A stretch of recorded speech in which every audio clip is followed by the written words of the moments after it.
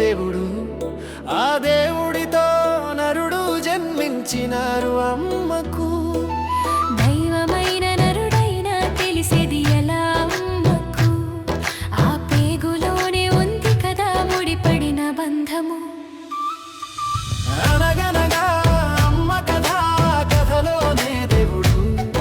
ఆ దేవుడితో నరుడు జన్మించినారు అమ్మకు. దైవమైన నరుడైన తెలిసేది ఎలా అమ్మకు? ఆ పేగులోనే ఉంది కదా ముడిపడిన బంధము.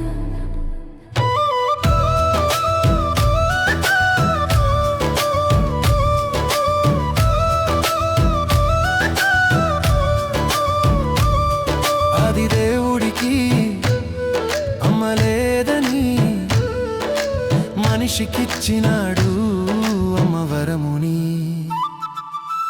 అందుకనే ఆ దేవుడు అమ్మకు ప్రతి యుగములో జన్మిస్తూ ఉండెను. అమృతాన్ని విడనాడి అమ్మ పాలు తాగుతుంటే కాలాలు మారుతుండే. అమ్మ జోలపాట వింటూ పవళించే దేవుడు. దేవుడైన నరుడైన అమ్మ ప్రేమ ఒక్కటే. ఇరువురు అమ్మకు పుత్రులే, ఇరువురికి అమ్మ ఒక్కరే.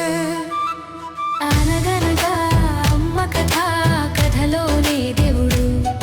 ఆ దేవుడితో నరుడు జన్మించినారు అమ్మకు. దైవమైన నరుడైన తెలిసేది ఎలా అమ్మకు?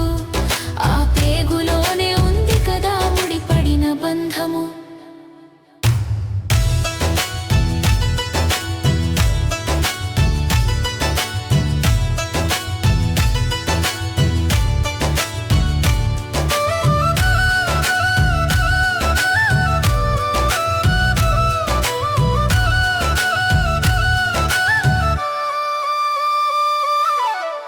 అమ్మ చెప్పే కథలు వింటూ అల్లరి ముద్దుగా పెరుగుతుంటే అంతలోనే ఆ కాలయమూడు మనిషి పైన పాశం విడిచినాడు. అమ్మ గుండె తల్లడిల్లి పెగు బంధం కదులుతుంటే కాట్నానికి వెళుతుండే.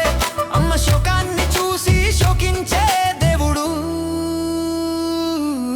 దేవుడైన నరుడైన అమ్మ కడుపు కోత ఒక్కటే. పురిటి నొప్పుల ఆనందమే బిడ్డర చావు అమ్మకు ఆవేదనే. అనగనగా అమ్మ కథ, కథలోనే దేవుడు. ఆ దేవుడితో నరుడు జన్మించినారు అమ్మకు. దైవమైన నరుడైన తెలిసేది ఎలా అమ్మకు? ఆ పేగులోనే ఉంది కదా ముడిపడిన బంధము.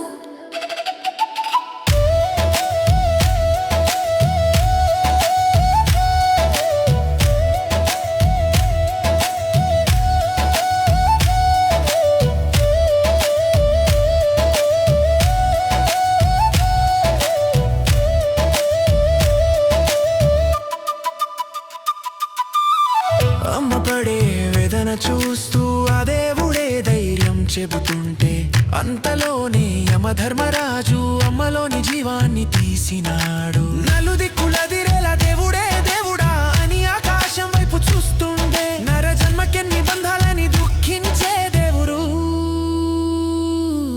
బంధాలలో ఇరికించి బంధాన్ని తెంపుతుంటే ఆ బంధమే శాపమాయే, మనిషి ఘోష అర్థమాయే.